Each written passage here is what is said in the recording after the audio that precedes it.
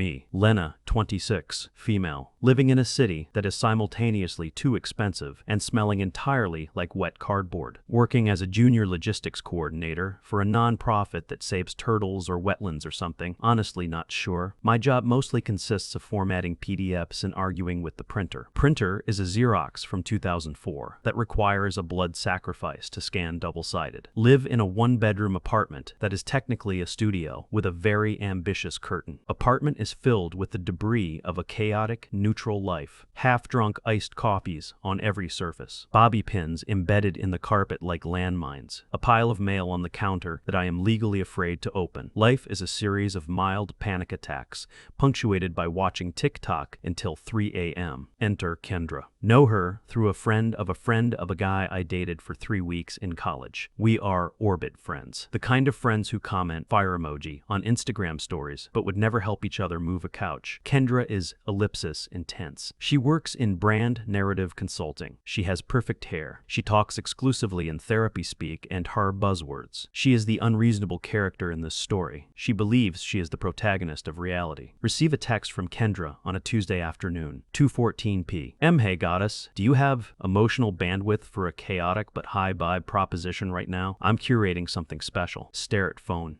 Literally, just trying to get the Xerox machine to recognize paper tray. 2. Reply, sure, what's up? 3 minutes later she calls, doesn't wait for a reply text, just calls. Answer the phone while hiding in the supply closet. Kendra, okay, so I've been doing a lot of shadow work lately. Oh God. And I realize that Andrew and I are stagnating in our binary dynamic. We need an energy disruptor. Andrew is her boyfriend. I have met him twice. He is tall. He has dark hair. He works in structural engineering or architecture. He has the eyes of a man who has listened to a lot of podcasts about attachment theory against his will. Okay, I say, leaning against a stack of toner cartridges. I want to gift him an experience, she says. An experience with you. Silence. The Xerox machine beeps loudly in the distance. Are you asking me to have a threesome, Kendra? God, no, Lena. Don't be so reductive. I'm talking about a shared, intimate, energetic container. A dinner. Maybe drinks. A vibe check. If something happens, it happens. But it's about the flow. She frames it like she's inviting me to a Tupperware party, says she picked me because I'm safe. You have such a grounded, neutral aura, she says. You're not threatening to the ecosystem I've built with Andrew. Gee, thanks. Should say no. Absolutely should say no. But my rent is due in 4 days and I am lonely and bored and the Xerox machine is broken. And honestly, Andrew is hot, in a tired dad energy kind of way. Okay, I say. I'm down for dinner. Amazing. I'll send a calendar invite. Please review the attached Google Doc regarding boundaries and safe words, just in case.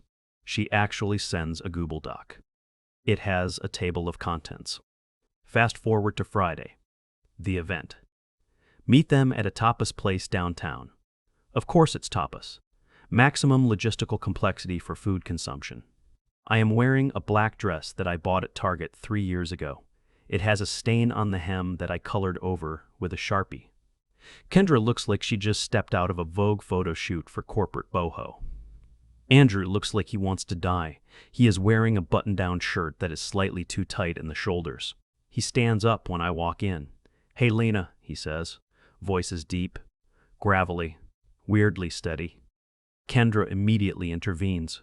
Andrew, let her land. Let her arrive in the space.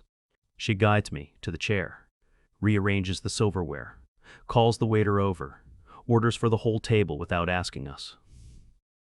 We'll do the patatas bravas, the octopus, the olives, and 3 glasses of your most biodynamic red.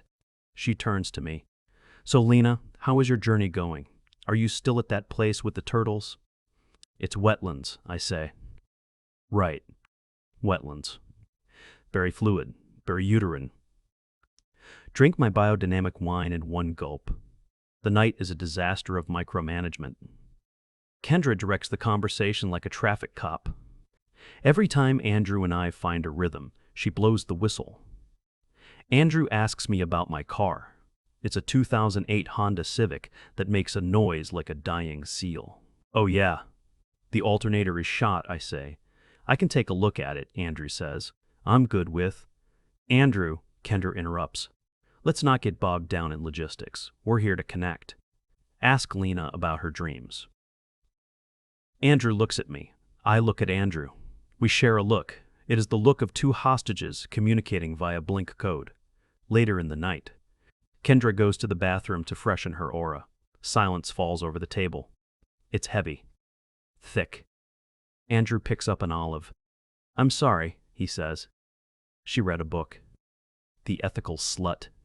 Or maybe it was a blog post. I don't know. He looks tired.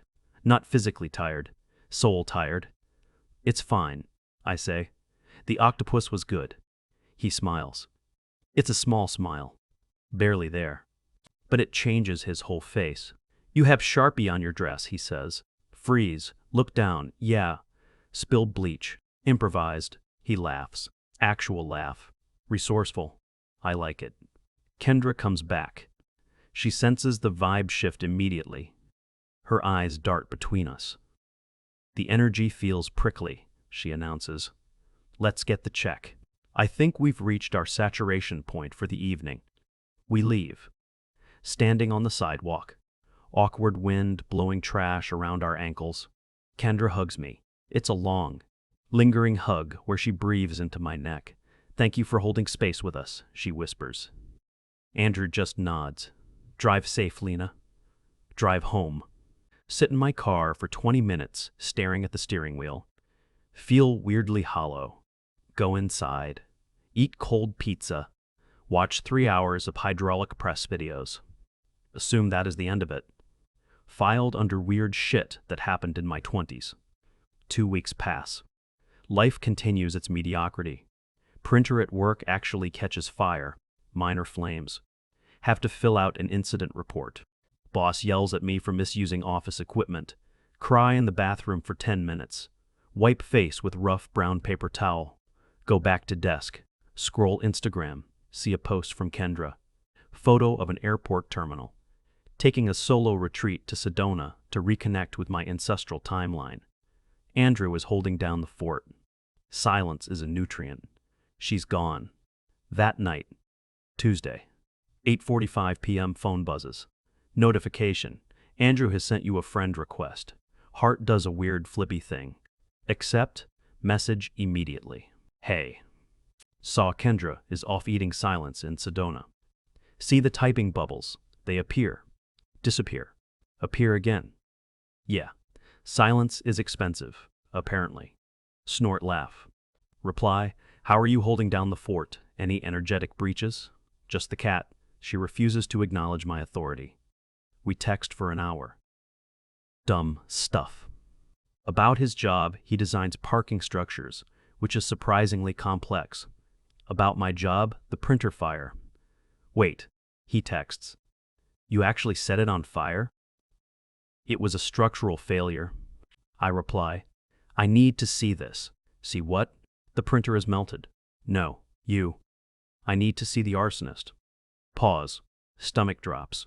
This is it. This is the line crossing. Kendra is in Sedona. She considers me safe. She thinks I am a non-threatening NPC in her life simulation. Reply, I have cheap wine and a radiator that clanks. On my way. He arrives in 20 minutes. He's wearing a hoodie. Looks younger, less burdened, comes into my apartment. Looks around at the mess, the pile of laundry on the chair. The stack of unread mail. The half-dead succulent on the windowsill. Nice, he says. Lived in. It's a disaster, I say. It's real, he says. He walks over to me. No hesitation, no holding space. No checking the temperature. He just puts his hands on my waist and kisses me. It's not a movie kiss. It's hungry, desperate. Teeth clashing slightly. He tastes like mint and something metallic. We stumble back onto the couch. Knock over a stack of magazines. Don't care. Later. Lying on the floor because my bed is covered in clean laundry I haven't folded. Staring at the ceiling cracks. He's smoking a cigarette out the window. I didn't know you smoked, I say. I don't, he says. Kendra hates it. Says it clouds the pineal gland. He takes a drag. She thinks she knows you. He says, yeah, she said. You were manageable. That's the word she used. Ouch. Manageable, I repeat. Yeah, like a houseplant. Or a budget. He turns to look at me, eyes dark. You're not manageable, Lena. It sounds like a compliment. It feels like a curse. Stayed the night. Woke up at 6 a.m. He has to go to work. He fixes my radiator before he leaves. Literally. Gets a wrench from his car. Bangs on the pipes. Bleeds the valve. Water sprays on the floor. He wipes it up with a dirty t-shirt. Should be quieter now, he says. Kisses me on the forehead. Leaves. Find a receipt from Home Depot in my bathroom later. Keep it. Put it in a little box where I keep movie tickets. Don't know why. Kendra comes back from Sedona 3 days later. She posts a 12-part story about re-entry anxiety. She texts me. Goddess, I'm back. I feel so cleared. Did you and Andrew connect at all while I was gone? I felt a shift in the ether. Panic. Stare at phone, type, hey, welcome back. Nope, just worked a lot. Printer fire. Drama. Delete printer fire. Too specific. Rewrite. Just work stuff. Glad you're back. She likes the message. Life splits in two. Timeline A. Kendra's world. She organizes community dinners. Invites me. I have to go. Sit across from Andrew. We pretend to be strangers who met once. Kendra talks about ethical non-monogamy and kitchen table polyamory. She doesn't know we are actually fucking. She just likes the theory of it. She wants the credit for being open-minded, without the mess of actual feelings. Timeline B, the margins. Andrew comes over on Tuesdays and Thursdays, when Kendra has her sacred circle meetings. We don't go on dates. We go to the grocery store in the next town over so no one sees us. We sit in his car and eat Wendy's. We talk about taxes. We talk about his mom. She's overbearing. Hates Kendra. We talk about my student loans. It's domesticity in the shadows. One night, raining hard, we are in his car, eating spicy nuggets. I hate her, I say. Don't mean to say it. Just slips out. Andrew stops chewing. No, you don't, he says. You hate the situation. No, I hate her. She treats you like an accessory. She treats me like a prop. He sighs. Wipes grease off his chin. She tries, Lena. She's just ellipsis. She's terrified of being ordinary. She thinks if she stops controlling everything, she'll disappear. He defends her. Even while he's cheating on her with me, it makes me sick. It makes me love him more. Which is stupid. Months pass. Fall turns into winter. My apartment gets colder. Andrew buys me a space heater. It's a nice one, ceramic core. Oscillation feature. Kendra sees it when she drops by unannounced to gift me some crystals. Oh, nice heater, she says. Andrew has one just like that. Dyson. Right? Good airflow? Heart stops? Yeah. Amazon sale, I lie. She looks at me, eyes narrow slightly. Then she smiles. Good manifestation, babe. Warmth is abundance. She leaves. I throw up in the sink. The bureaucracy of the affair escalates. Kendra decides they need to move. She wants to buy a fixer-upper to build a nest. Andrew is stressed. He brings the mortgage paperwork to my apartment, spreads it out on my bed. She wants a Victorian, he says. The wiring is knob and tube. The foundation is cracked. It's a money pit. Tell her no, I say, folding his laundry. Yes, I do his laundry now sometimes. Because Kendra switched them to soap nuts and his clothes smell like mildew. I can't tell her no, he says. Why? Because she's already made an Instagram account for the renovation. He's serious. He signs the papers, on my bed, while I watch. I feel like I'm drowning. Christmas approaches, the season of obligation. Kendra sends out a group text, holiday polycule potluck. Bring a dish that represents your inner child. I hate her so much. I make mac and cheese, generic brand. Burn the crust slightly, show up at their apartment. It's pristine. Smells like sage and expensive anxiety. Andrew is wearing a sweater Kendra clearly bought him. It's itchy, I can tell. There are other people there. A guy named Nolan who teaches movement medicine. A girl named Madeline who stares at me like she knows.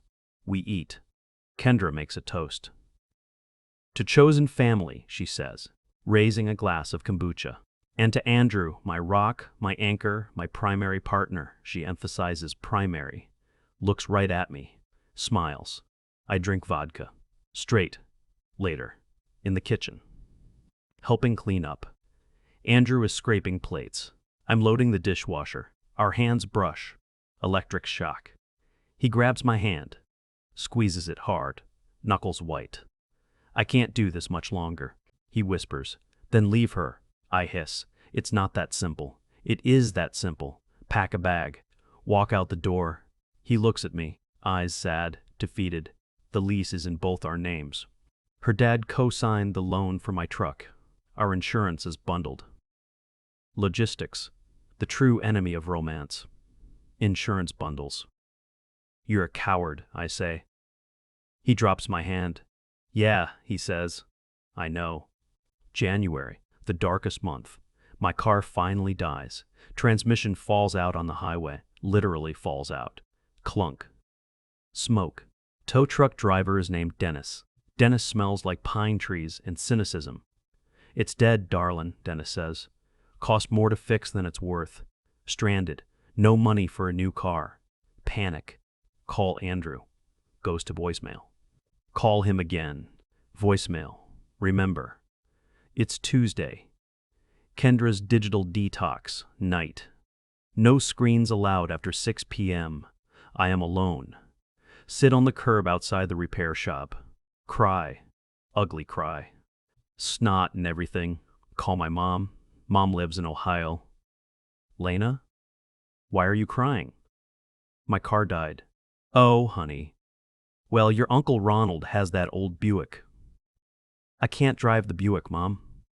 It smells like mothballs and racism. Beggars can't be choosers. Are you seeing anyone? Maybe he can help. No, I'm not seeing anyone. Lie. Massive lie. Hang up. Uber home. Cost $45. Account overdrafts. Sit in dark apartment. Eat stale crackers. Realize this is rock bottom. Next day. Andrew calls. Hey, saw your missed calls. Everything okay? Car died. I say. Voice flat. Shit. Where is it? Scrapyard. I can come get you. Drive you to work. No. Lena. No. Kendra will notice the mileage, or the gas, or the smell of my cheap perfume. Silence. I'm sending you money, he says. Don't you dare. I'm sending it. Venmo. Phone dings. $500. Memo line for the tacos. Send it back. He sends it again. Send it back. He shows up at my work. Middle of the day. Walks right past the receptionist. Comes to my desk. I am stapling packets. Take the money, he says. People are looking. My boss, Patricia, looks over her glasses. Is there a problem here? No, I say. Yes, Andrew says. She needs a car. I'm lending her one. He drops a set of keys on my desk. It's my old truck, the Ford. I told Kendra I lent it to a cousin. Andrew, I whisper, go away. Drive the truck, Lena. Please. He leaves. Everyone is staring. Patricia raises an eyebrow. He's cute. Is he the one who set the printer on fire? No. That was me. Take the keys. Drive the truck. It smells like him. Leather and old coffee. Cry again. I am crying a lot lately. February. Valentine's Day. The apocalypse. Kendra posts a photo, her hand, a ring, a modest, ethically sourced, vintage sapphire ring.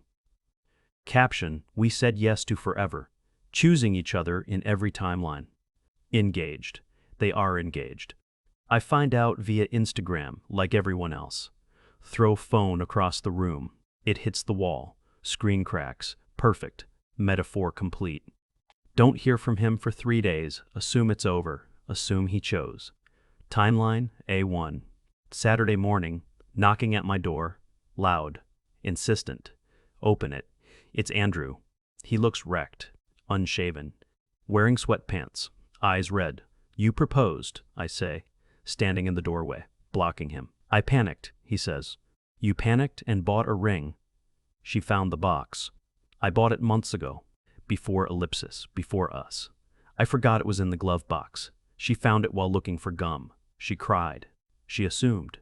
I couldn't ellipsis. I couldn't tell her no. So you're marrying her because you forgot to clean out your glove box? He puts his head in his hands. I feel like I'm in a landslide, he says. I can't stop it. Get out, I say. Andrew, get out. Slam the door, lock it, slide down to the floor, stare at the space heater he bought me, hate it, unplug it, kick it over. March. Kendra asks me to be a bridesmaid. Not maid of honor. That's her soul sister from yoga camp. But a bridesmaid. I want you in the circle, she texts. You're part of our foundation. Sadism. Pure accidental sadism.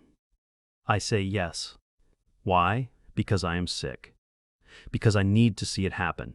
Because I want to be there when it burns. Dress fitting. Pastel yellow. The color of dehydration. Standing on a podium. Kendra is critiquing my posture. Tuck your pelvis, Lena. You look like you're apologizing for existing. Maybe I am. Andrew picks us up. We all pile into his car. Kendra in the front. Me in the back. Like a child. Like a dog.